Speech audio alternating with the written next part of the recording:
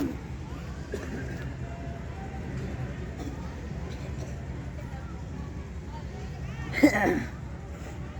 لله نحمده ونستعينه ونستغفره ونؤمن به ونتوكل عليه ونعوذ بالله من شرور انفسنا ومن سيئات اعمالنا من يهده الله فلا مضل له ارسله بالحق بشيرا ونذيرا وداعيا إلى الله بإذنه وسراجا منيرا أما بعد فقد قال الله تبارك وتعالى أعوذ بالله من الشيطان الرجيم بسم الله الرحمن الرحيم قل إن كان آباؤكم وأبناؤكم وإخوانكم وأزواجكم وعشيرتكم وأموال اقترفتموها وتجارة تخشون كسادها ومساكن ترضونها أحب إليكم من الله ورسوله وجهاد في سبيله فتربصوا حتى يأتي الله بأمره والله لا يهدي القوم الفاسقين صدق الله العظيم.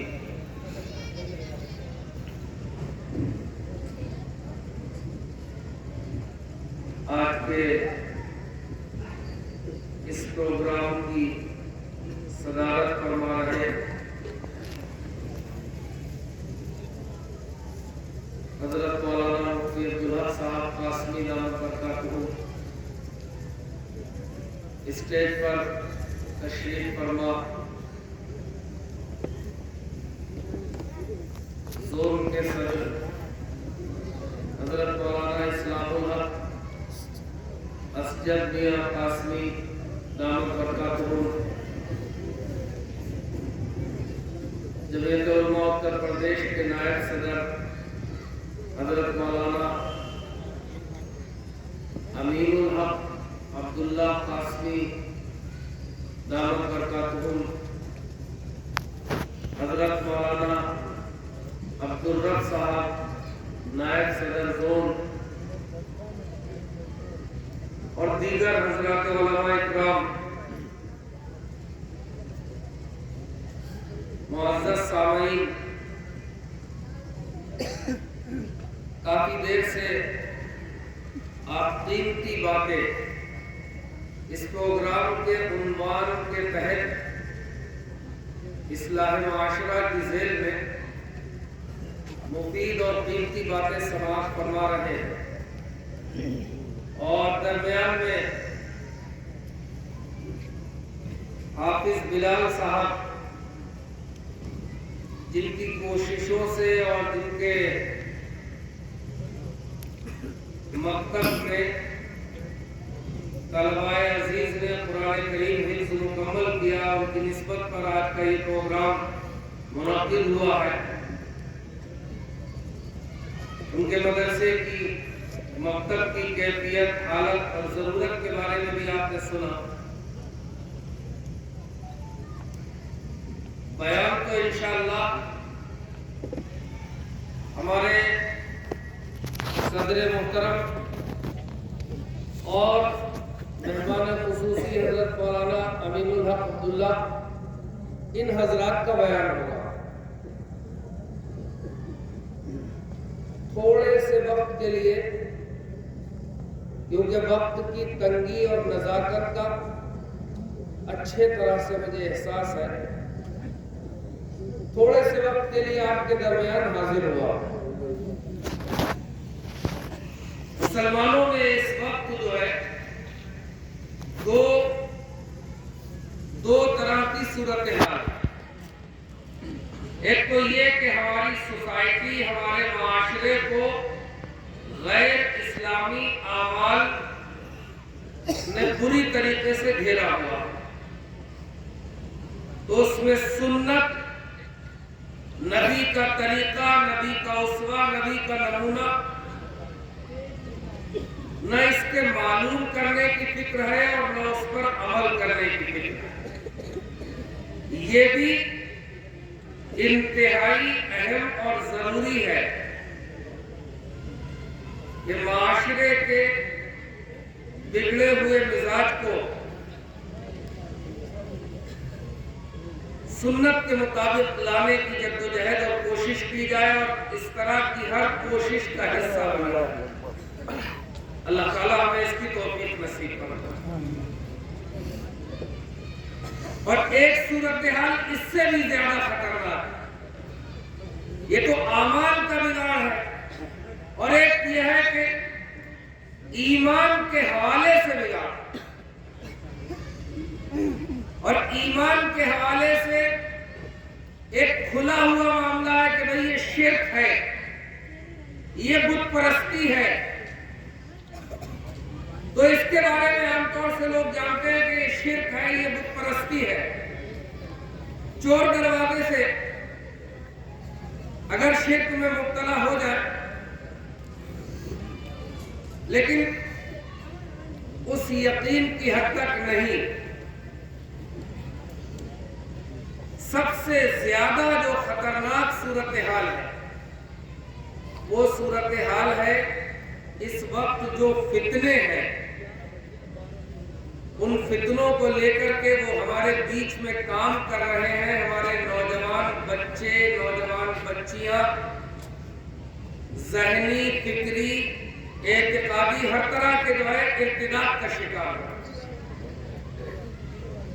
اور اس میں ایک بڑا فتنہ جو ہے دین کے ہی نام پر جو ہے یہ ویڈیو بنایا جا رہا ہے، اور ان ویڈیو میں جو ہے کوئی حدیث کا انکار کرنے والا ٹوپی لگا کر کے بیٹھا ہوا. موبائل سب کے ہاتھ میں سن رہے ہیں لوگ. اب اتنی جو ہے توفیق نہیں ہوتی ہے کہ علماء سے مستند، علماء سے، ائمہ سے، ذمہ داروں سے رابطہ کر لیا جائے کہ بھئی یہ جو موبائل پر ویڈیو آیا ہے دین کے نام پر، یہ دین ہے یا بد دینی ہے. بس دیکھ لیا، چلا دیا. ابھی رمضان قریب ہے، برسوں سے ایک میسج چلتا، فتنے کی بات چھوڑ کر کے ایک میسج کی مثال دے رہا ہوں. ایک میسج چلتا کہ رمضان کی جو سب سے پہلے خبر دے گا اس پہ جنت واجب. اچھا ہاتھ اٹھا کر کے بتاؤ کتنے لوگوں نے یہ میسج پڑھا ہوگا؟ اب اتنے بھی شریف نہیں ہو، آپ ہاتھ ہی نہیں اٹھا رہا.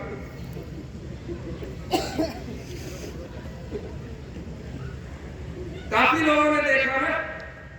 اب پھر رمضان قریب آ رہا ہے، ابھی تک شب برات کے معافی والے پروانے چل رہے ہیں. اب اس کے بعد جو ہے یہ چلنے لگے گا کہ جو رمضان کی سب سے پہلے خبر دے گا اس پہ جنت، جو یہ میسج 10 جگہ بھیج دے اس کو جنت مل جائے گی. مل جائے گی بھائی. وہ تو میں ایک مثال آپ کو بتلا رہا ہوں. اس وقت جو ہے سوشل میڈیا پر دین کے نام پر ویڈیو بنانے والے بڑی تعداد میں ایسے لوگ ہیں جو ہمارے ایمان پر حملہ آور ہیں. کچھ منکرین حدیث ہیں، منکرین قرآن ہیں، اور ختم نبوت کا انکار کرنے والے ہیں، اور ہم اس میں مبتلا. اور اس سلسلے میں جو ہے کوئی توجہ نہیں دی جا رہی ہے. بس یہ سمجھا جا رہا ہے کہ ہم بڑے باکمال ہیں. جمعے میں بیان سننے گئے نہیں گئے، کیوں؟ ویڈیو دیکھ لیتے. جلسے میں پہنچے، سجاوٹ دیکھتے رہے، لائٹیں دیکھتے رہے، کھانا کہاں بنا، کھانے کی طرف چلے گئے، دروازے پر کھڑے رہے. جلسے میں حضرات علماء اکرام نے جو باتیں کہی یہ نہیں پتا. کیوں؟ اس لیے کہ ہم یہ مانتے ہیں کہ یہ موبائل نکالیں گے اس پہ ہمیں سب مل جائے گا. یہ موبائل اتنا بھی اچھا نہیں ہے جتنا آپ نے سمجھا. موبائل کے ساتھ ساتھ اس سے متاثر ہو کر کے کچھ لوگ ہمارے بیچ میں اس طرح کی گمراہی کا اور کام کر رہے ہیں.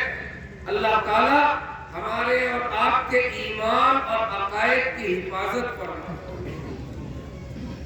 دیکھیے حضور پاک علیہ السلام اللہ تعالیٰ کے آخری نبی، آخری رسول ہے۔ قیامت تک کوئی نبی، کوئی رسول اب روئے زمین پر آنے والا نہیں۔ اور اگر کوئی یہ کہے کہ میں نبی ہوں، میں رسول ہوں، تو جھوٹا، مکار، دجال ہے، کذاب۔ اور یہ بات خود حضور پاک علیہ السلام ارشاد فرما رہے ہیں۔ آپ نے فرمایا کہ وہ مکار ہے، وہ دجال۔ ایسے ہی لوگ کہتے ہیں بڑی خوبصورتی کے ساتھ، بھائی ہمارے لیے اللہ کی کتاب کافی ہے، قرآن کافی ہے، اللہ کی کتاب کافی ہے، قرآن کافی ہے، قرآن وحی ہے، قرآن محفوظ ہے، قرآن کا ایک ایک جملہ محفوظ ہے، ہمیں جو قرآن میں ملتا ہے مان لیتے، ہمیں جو قرآن میں ملتا ہے ہم مان لیتے ہیں۔ مطلب یہ کہ اگر قرآن کے علاوہ کہیں کوئی بات ملے گی تو ہم اسے مانیں گے نہیں۔ جبکہ حضور پاک علیہ السلام نے فرمایا کہ اللہ تعالیٰ نے مجھے قرآن بھی دیا اور قرآن کے علاوہ بھی اللہ تعالیٰ نے مجھے کچھ دیا ہے جس کو ماننا ہے۔ وہی آپ کی حدیث ہے۔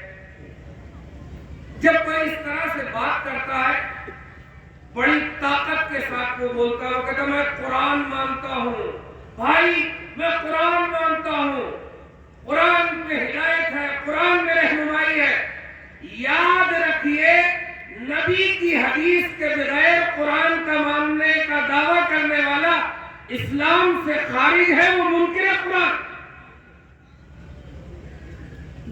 جو نبی کی حدیث نہیں مانتا ہے وہ قرآن نہیں مانتا۔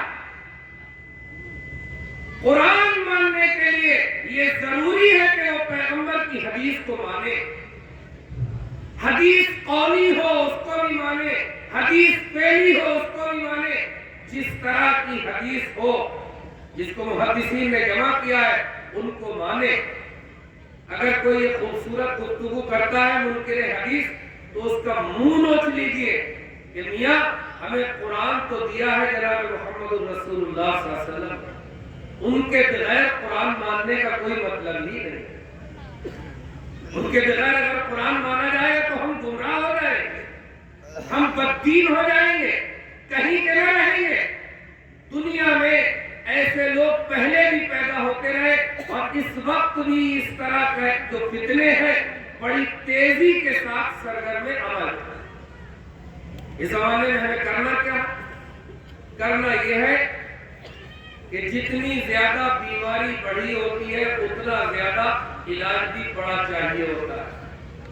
اب یہ فتنے بہت تیزی سے بڑھے ہوئے تو ہمیں بہت تیزی کے ساتھ مستند معتبر محقق علماء سے محقق علماء سے رابطہ اپنا ہر وقت رکھنا ہے تاکہ اپنے ایمان کو بچایا جائے۔ نیت کریے رکھیں گے انشاءاللہ۔ مستند معتبر اور محقق علماء سے رابطہ رکھیں گے تاکہ ایمان کی حفاظت کی جا سکے، ایمان کو بچایا جا سکے، ان گمراہ اور بددین لوگوں سے اپنے دین اور ایمان کو مکمل طریقے سے بچایا جائے۔ بڑی عجیب و غریب بات، لطیفوں میں لوگ جو ہے ایمان تباہ کر دیتے ہیں۔ اور اسی تعلق سے جو ہے یہ تو ایمانی جو فتنے ہیں ہمارا ایمان برباد کرنا چاہتے ہیں، اس تعلق سے میں نے ایک بات عرض کی اور ایک گزارش آپ سے اور کرنی ہے۔ وہ گزارش یہ ہے کہ حضور پاک علیہ السلام نے ارشاد فرمایا کہ نکاح جو ہے بچے جب بالغ ہو جائے تو ان کا نکاح وقت سے کر دیا جائے۔ بالغ ہونے کے بعد نکاح میں دیر نہ کرے۔ نکاح میں جن وجوہات سے بھی دیر ہو رہی ہے ان میں چاہے لین دین ہو، رسم و رواج ہو، بہت زیادہ سامان اور نمائش کا اکٹھا کرنا ہو، یہ تمام چیزیں جن وجوہات سے بھی نکاح میں دیر ہو رہی ہو اس کی وجہ سے جو فتنے اور جو مسائل پیدا ہو رہے ہیں وہ اتنے خطرناک ہیں کہ اب شاید کوئی علاقہ، کوئی بستی ایسی بچی ہو کہ جب ہمارے گھروں سے لڑکے لڑکیوں کا تو بہت لوگ ذکر کرتے ہیں، لڑکے اور لڑکیاں اللہ اور اس کے رسول کے ماننے والوں کو چھوڑ کر کے شیطان اور طاغوت کے پجاریوں کے ساتھ اپنا جنسی تعلق، اپنا جسمانی تعلق قائم کر رہے ہیں اور دین و ایمان سے برباد ہو رہے ہیں۔ غیرت بھی جا رہی ہے، ایمان بھی جا رہا ہے، ملت کی رسوائی بھی ہو رہی ہے، اور یہ کام بڑے پیمانے پر ہو رہا ہے، اور اس کی طرف ہماری توجہ نہیں۔ حضور پاک علیہ السلام نے ارشاد فرمایا کہ جب اولاد نکاح کے قابل ہو جائے تو پھر ان کے نکاح کرنے میں دیر نہیں کرنی چاہیے۔ آپ دیر کرتے رہے اور اس کی وجہ سے اگر وہ گناہ میں مبتلا ہوئے تو اس گناہ کی ذمہ داری جو ہے والدین کی۔ اللہ سبحانہ و تعالی ہمیں اور آپ کو اس سلسلے میں سمجھنے کی توفیق عنایت فرما دے۔ کھانا نہیں ہے، پیسے نہیں ہے، قرض لے کر کے کھانا کیا جا رہا، جہیز نہیں ہے دینے کے لیے، تمام دنیا پر کوئی زمین فروخت کر رہا ہے، کوئی کھیت ہٹائے دے رہا ہے، کوئی دکان بیچ رہا ہے، اور بڑے بڑے پیمانے پر ساری باتیں ہو رہی ہیں، لیکن یہ سارا جو ہے معاملہ بڑھتا چلا جا رہا ہے۔ اور پھر کہتے ہیں کہ صورتحال یہ ہے کہ لڑکیاں وہاں جا رہی ہیں، لڑکے وہاں جا رہے ہیں۔ دوسری طرف سے لالچ بھی دیا جا رہا ہے، اور نکاح تو ایک ضرورت ہے، جب وقت پہ ضرورت پوری نہیں کی جائے گی جائز طریقے سے تو آدمی ناجائز راستہ اختیار کرے گا، اور وہی اس وقت ہونا شروع ہو گیا۔ اس پر ہمیں اور آپ کو انتہائی درجہ سنجیدگی سے غور کرنے کی ضرورت ہے کہ اللہ سبحانہ و تعالی اس وبال سے ہمیں اور آپ کو محفوظ فرمائے۔ واقعات اور قصے بتانے کی اور اس کی طرف اشارات کرنے کی ضرورت نہیں، کیونکہ یہ واقعات سماج میں پیش آتے ہیں، اور آپ اتنے بھی بھولے بھالے نہیں ہیں کہ جب واقعات پیش آتے ہیں تو آپ کو خبر نہیں لگتی۔